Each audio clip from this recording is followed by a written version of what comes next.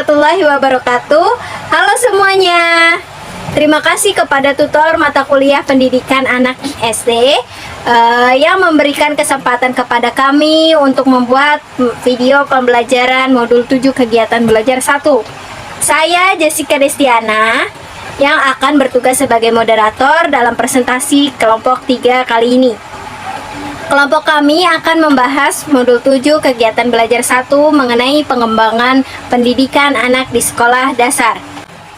Namun saya tidak sendiri, saya ditemani oleh teman-teman saya yaitu Kak Indah Inayati, Kak Ina Rohima, Kak Juvaniske Heldiana Pamutri, dan Kak Hovifa Indah Cahya yang akan mempresentasikan materi ini. Untuk Kak Ina Rohima, dipersilakan untuk menjelaskan materi pertamanya. Terima kasih untuk Kak Desti telah memberikan kesempatan saya untuk menyampaikan materi ini. Pembahasan materi ini kita akan membahas pengembangan horizontal. Pendidikan anak di SD harus dilakukan kapan saja dan di mana saja. Pendidikan telah menjadi komitmen untuk kita bersama. Persoalan bentuk sekolah yang bagaimana dapat menjangkau anak dalam segala kondisi. Untuk itu memang tidak mudah dan seakan tidak mungkin, tetapi dengan memahami hakikat pendidikan dan kondisi lingkungan yang ada, banyak bentuk SD alternatif yang bisa diambil sebagai solusi titik untuk pengembangan pendidikan di SD. Itu tercakup dalam 4 rumpun pendidikan. 1. Rumpun sekolah dasar konvensional. Rumpun sekolah dasar konvensional ini meliputi A. Sekolah dasar atau SD biasa. B. Sekolah dasar atau SD kecil. C. Sekolah dasar atau SD pamong. A. Sekolah dasar biasa. Sekolah dasar biasa adalah sekolah yang memiliki ciri-ciri sebagai berikut. Memiliki gedung atau tempat belajar rata-rata sebanyak 6 ruangan. 1 ruangan guru, 1 ruangan perpustakaan, kamar mandi atau WC, serta fasilitas pendidikan lainnya.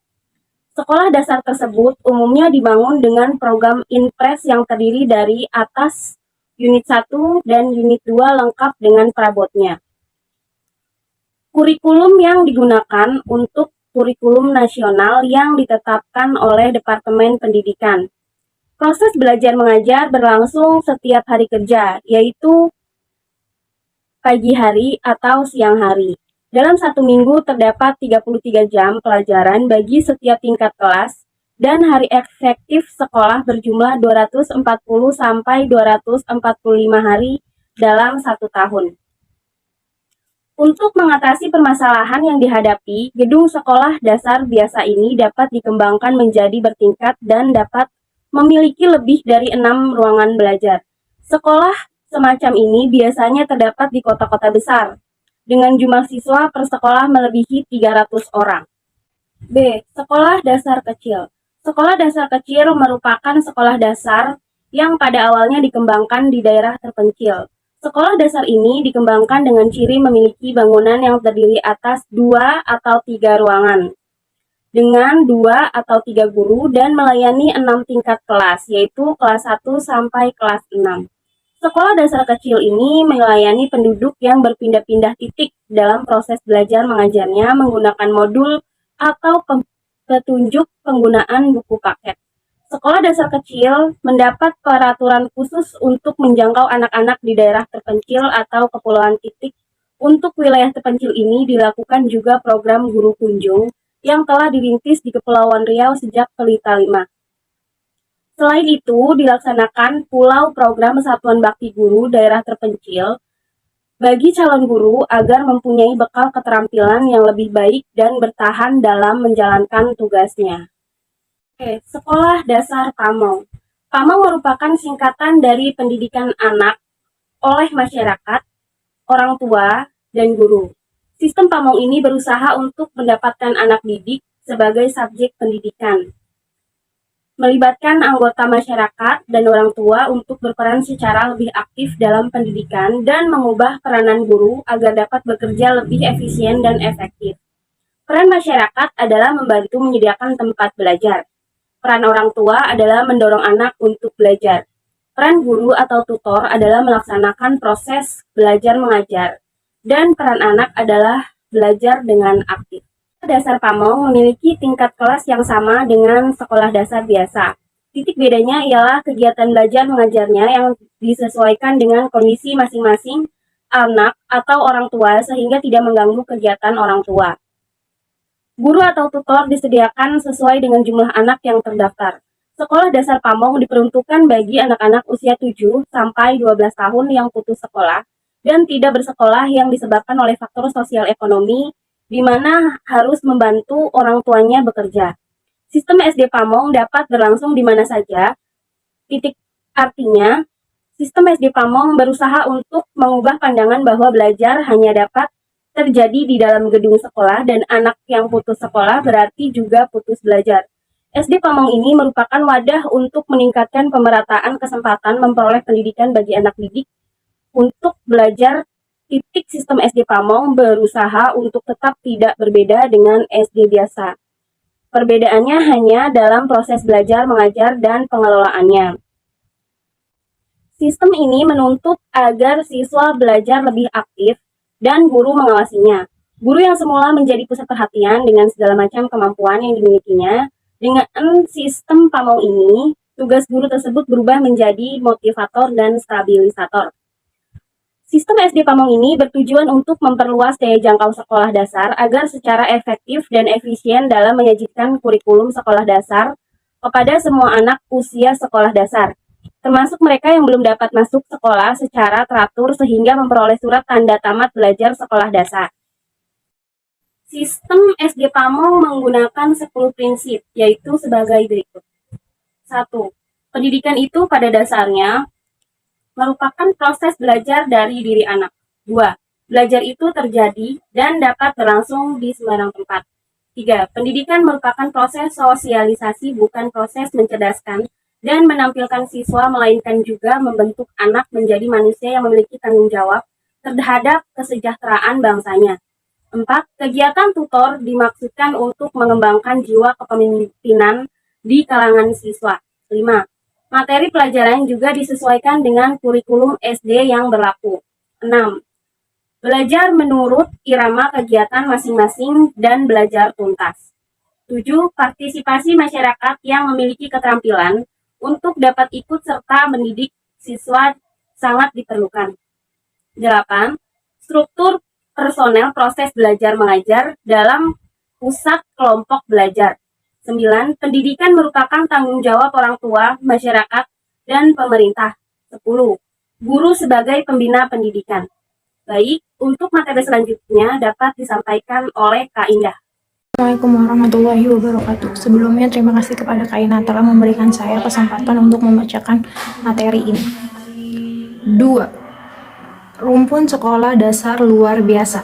A. Sekolah dasar luar biasa atau SDLB. Sekolah dasar luar biasa adalah sekolah setingkat dengan sekolah dasar yang siswanya terdiri atas anak-anak penyandang cacat atau anak luar biasa dengan berbagai macam keturunan, yaitu tunanetra, tunagraha, dan tunadaksa. Pelaksanaan SDLB yang pertama dikembangkan melalui program Impres Sekolah Dasar nomor 4 tahun 1982 dan dilanjutkan sampai sekarang. Berdasarkan Impres Sekolah Dasar tersebut, maka didirikanlah sekolah dasar luar biasa di setiap kabupaten atau kota madya untuk menampung anak usia 7 sampai dengan 12 tahun yang menyandang kecacatan atau anak luar biasa. Dalam rangka wajib belajar, rasio guru dan murid 1:5-10. Guru SDLB ini adalah lulusan sekolah guru pendidikan luar biasa dan sarjana lulusan jurusan pendidikan luar biasa IKIP atau universitas. Dalam rangka pembinaan SDLB, jika memungkinkan harus memiliki tenaga ahli non-kependidikan seperti medis, fisioterapi, psikologi, speech therapy. B. Sekolah luar biasa SLB. S1. SLB pembina tingkat nasional. 1.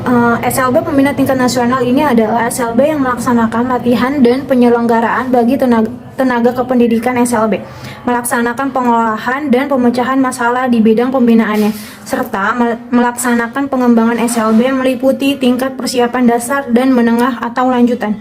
2. SLB tingkat provinsi. SLB pembina tingkat provinsi ini adalah sekolah yang penyelenggaraan bagi tenaga pendidikan serta menjadi percontohan penyelenggaraan SLB. SLB juga memiliki fungsi melaksanakan pengembangan SLB, meliputi tingkat persiapan, dasar dan menengah. SLB pembina tingkat provinsi merupakan unit pelaksanakan teknis pendidikan formal yang berada di bawah dan bertanggung jawab langsung kepada Direktur Jenderal Pendidikan Dasar dan Menengah. Ada suatu perbedaan prinsip di antara keduanya, yakni fungsi SLB pembina dalam pengkajian. Hal ini hanya dimiliki oleh SLB pembina tingkat nasional, sedangkan SLB pembina tingkat provinsi tidak melaksanakan pengkajian. SLB sekolah bagi anak penyandang cacat atau anak luar biasa yang jenjang pendidikannya meliputi tingkat persiapan, dasar, dan lanjutan. Satu sekolah dapat menerima satu atau lebih ketunaan. Misalnya SLB A dan C. Jenis SLB ada 5 macam, yaitu A. SLBA adalah suatu lembaga pendidikan yang memberikan pendidikan pelayanan pendidikan secara khusus bagi anak tunanetra, yakni anak yang secara umum diartikan sebagai anak yang kurang dan tidak dapat melihat sehingga walaupun telah dibantu dengan kacamata, ia tidak dapat mengikuti pendidikan dengan menggunakan fasilitas orang awas. B. SLBB adalah suatu lembaga bagi pendidikan yang memberikan pelayanan bagi anak tunarungu, yakni mereka yang mengalami gangguan pendengaran sehingga anak tersebut mengalami hambatan dalam perkembangan dan komunikasinya, bahkan pada kasus yang berat akan menjadi bisu, dan dapat pula menghambat perkembangan kemampuan anak karena mereka mengalami kesulitan atau menerima atau menangkap pengertian abstrak. C. SLBC adalah lembaga pendidikan formal yang menyelenggarakan pendidikan bagi anak tunagrahita atau terbelakang mental, yakni anak yang mempunyai tingkat kecerdasan di bawah rata-rata sehingga mengalami kesulitan program pendidikan secara umum. D. SLBD adalah lembaga pendidikan yang menyelenggarakan pendidikan untuk anak tunadaksa, yakni anak yang mengalami kelainan otot, tulang, sendi, dan persyarafan. SLB ini juga mempunyai fungsi sebagai wahana rehabilitas untuk mengembalikan fungsi fisik akibat kelainannya sehingga mereka bisa bersekolah di sekolah umum. SLBE adalah sekolah yang menyelenggarakan pendidikan bagi anak tunalaras, yakni anak yang mengalami hambatan atau kesulitan penyesuaian diri terhadap lingkungan sosial dan bertingkah laku kurang wajar atau menyimpang dari norma-norma yang berlaku. Dalam kehidupan sehari-hari sering disebut nakal. Sebenarnya ada juga SLBG, yakni lembaga pendidikan yang khusus bagi anak tunaganda, yaitu anak luar biasa yang menyandang kelainan lebih dari satu kelainan, seperti A dan C, C dan D, A dan B, berbagai variasi lainnya. Di Indonesia baru ada satu dan kelola oleh swasta. C. Sekolah dasar terpadu. Pendidikan luar biasa peserta didik yang mengalami kelainan fisik, mental, dan atau emosi harus dipandang dan diperlakukan sebagai bagian integral dari sistem pendidikan bagi peserta didik pada umumnya. Pelaksanaan pendidikan luar biasa harus dilaksanakan secara bervariasi, mulai dari kelas khusus sampai kepada layanan yang integrasi dalam kelas biasa. Model pendidikan bagi peserta didik ini tetap terintegrasi dalam sekolah-sekolah biasa, tidak perlu secara eksklusif dalam sekolah khusus. Layanan terintegrasi harus memungkinkan peserta didik memenuhi kebutuhannya secara spesifik, tidak terakomodasikan dalam program pendidikan pada umumnya. Baik bagi peserta didik yang memiliki kemampuan dan kecerdasan luar biasa, perlu segera dikembangkan program operasionalnya. Dan sekolah dasar terpadu merupakan bentuk yang memungkinkan. Sekolah dasar terpadu ialah sekolah yang diproyeksikan untuk dapat menampung semua anak sekolah dasar, termasuk di dalamnya anak berkelainan dan anak berbakat. Meskipun ada kegiatan-kegiatan yang khusus untuk anak berkelainan atau berbakat, kegiatannya tidak mengganggu atau mengurangi pelayanan pendidikan bagi anak biasa. Baik, untuk Kak Indah, terima kasih. Selanjutnya saya akan menjelaskan slide selanjutnya, yaitu rumpun pendidikan luar sekolah. Upaya mengatasi masalah putus sekolah perlu diarahkan pada upaya pokok, yaitu pencegahan dan penampungan. Upaya penampungan dapat dilakukan melalui peningkatan dan pengembangan kegiatan rumpun pendidikan luar sekolah yang memungkinkan peserta memperoleh ijazah, kesetaraan sekolah dasar atau SD. Pendidikan luar sekolah ini seperti kursus-kursus yang diselenggarakan di Kelumas, kegiatan magang, dan kejar usaha. Upaya tersebut harus melibatkan tokoh-tokoh masyarakat, cendekiawan, dan kelompok masyarakat yang berkenampungan. Untuk itu, perlu ditetapkan pengaturan dan mekanisme pelaksanaannya. Rumpun pendidikan luar sekolah meliputi kelompok belajar atau paket A dan kursus persamaan sekolah dasar. Program kejar paket A ini adalah jenis kegiatan pendidikan yang berbentuk kegiatan bekerja dan belajar untuk mengejar ketinggalan yang dilakukan melalui wadah kelompok belajar. Program ini ditugaskan untuk memberantas 3 buta, yaitu buta aksara Latin dan angka, buta bahasa Indonesia, dan buta pendidikan dasar. Program kerja paket A diprogramkan untuk dapat dipelajari secara berkelompok dan perorangan. Begitu juga dalam mengusahakan mata pencaharian sebagai sumber bagi yang telah mempunyai mata pencaharian tertentu. Namun yang perorangan ini tetap dalam koordinasi kelompok besar kelompok belajar antara 5-10 orang. Selanjutnya, rumpun sekolah keagamaan. Dalam rangka mewujudkan manusia Indonesia seutuhnya, maka pendidikan diharapkan memberi perhatian terhadap pendidikan agama. Oleh karena itu, para orang tua mencari alternatif pendidikan yang memenuhi harapannya. Salah satu pilihan itu ialah dengan memasukkan anaknya pada rumpun sekolah keagamaan. Di lembaga ini mereka berharap pendidikan agama tercukupi, serta mata ajarannya juga selaras dengan situasi dan kondisi anak, dalam arti psikologis, pedagogis, dan sosiokulturalnya. Pendidikan di lingkungan ini diharapkan mampu menciptakan kondisi religius dan sekaligus kontekstual sehingga pendidikan agama di sekolah keagamaan dapat berkesinambungan dengan pendidikan umum dan lingkungan keluarga serta masyarakat global. Rumpun sekolah keagamaan meliputi madrasah ibtidaiyah dan pondok pesantren. Madrasah ibtidaiyah ialah satuan pendidikan yang bersifat umum setingkat sekolah dasar atau SD yang dikelola oleh Departemen Agama. Belajar di sekolah agama yang telah mendapat pengakuan dari Menteri Agama dianggap telah memenuhi kewajiban belajar. Ijazah atau surat tanda tamat belajar madrasah ibtidaiyah mempunyai arti nilai yang sama dengan ijazah sekolah dasar. Siswa madrasah ibtidaiyah dapat pindah ke sekolah dasar dan sebaliknya, serta lulusannya dapat melanjutkan sekolah menengah tingkat pertama berdasarkan peraturan penerimaan siswa baru. Madrasah ibtidaiyah ini mengajarkan bidang studi agama Islam lebih banyak dari sekolah dasar biasa. Kurikulum yang digunakan sebanyak-banyaknya 30% pelajaran agama dan 70% pelajaran umum yang berstandar sama dengan kurikulum sekolah dasar yang berlaku. Yang kedua yaitu pondok pesantren. Pondok pesantren merupakan lembaga pendidikan yang sebenarnya termasuk jalur pendidikan luar sekolah yang memiliki tingkat sekolah dasar. Lembaga ini sudah cukup membudaya dan berperan penting dalam pembinaan manusia Indonesia.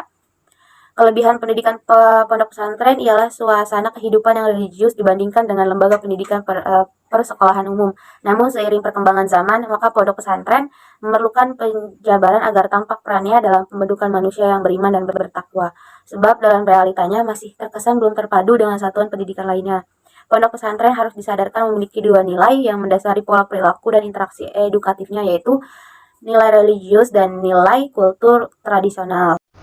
Assalamualaikum warahmatullahi wabarakatuh. Di sini saya akan mau menjelaskan tentang pengembangan vertikal. Pengembangan pada dimensi vertikal ini mengandung arti bahwa penyelenggaraan pendidikan sekolah dasar selain merupakan perwujudan pendidikan yang adil dan merata, juga harus mempertimbangkan keragamaan peserta didik baik dalam aspek kemampuan, pola hidup maupun lingkungan sosial budaya, dimanapun mereka tinggal. Dengan demikian, aspek pengembangan kualitas, relevansi dan efisiensi pendidikan pada jenjang sekolah dasar atau SD menjadi ciri pengembangan vertikal. 1. Pengembangan kualitas pendidikan. Masalah kualitas pendidikan hakikatnya merujuk pada 3 hal, yaitu yang berkaitan dengan masukan input, proses, dan produk output. Input pendidikan mencakup siswa, guru, lingkungan, alat, instrumen dengan segala karakteristiknya seperti inteligensia, bakat, minat, kebiasaan siswa. Kualitas keempat, faktor tersebut menurut penalaran logis diprediksi akan menghasilkan produk yang bermutu. Proses pendidikan termasuk mencakup persoalan bagaimana terselenggaraannya suatu pembelajaran, menyangkut di dalamnya penggunaan strategi dan metode yang tepat, penyediaan sarana pembelajaran yang memadai, evaluasi yang akurat, dan sebagainya. Dengan input dan proses pendidikan yang berkualitas diharapkan menghasilkan produk pendidikan yang bermutu. yang diantaranya karakteristik hasilnya berisikan berikut ini. Dengan input dan proses pendidikan yang berkualitas diharapkan menghasilkan produk pendidikan yang bermutu yang diantaranya karakteristik hasilnya berincikan berikut ini. A. Peserta didik menunjukkan tingkat penguasaan yang tinggi terhadap tugas-tugas belajar learning text yang harus dikuasai sesuai dengan tujuan dan sasaran pendidikan. B. Hasil pendidikan sesuai dengan kebutuhan peserta didik sehingga dengan belajar peserta didik bukan hanya mengetahui sesuatu melainkan terampil melakukan sesuatu. C. Hasil pendidikan sesuai dengan kebutuhan lingkungan, khususnya dunia kerja. Baik, cukup sekian video pembelajaran modul 7 kegiatan belajar 1. Semoga apa yang disampaikan dapat bermanfaat dan diterima. Mohon maaf jika ada kesalahan. Terima kasih. Wassalamualaikum warahmatullahi wabarakatuh.